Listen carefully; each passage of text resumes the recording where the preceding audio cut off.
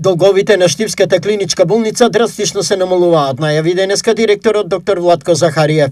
Напоредно со ова, поправени се и повеќе медицински апарати. Во овие 6 месеци, клиничка болница Штип, покрај тоа што го намали финансискиот долг што го има кон доверители на болницата и кон фондот, поправи многу апарати кои што во моментот се во функција. Поправените апарати се. Од 1 јануари наваму во функција на мој термин се пуштени гастроскопија, колоноскопија, стрес тест, следни проекти кои што планираме за поправка и подобар квалитет за пациентите е реконструкцијата на модуларната болница, што веќе ја знаете.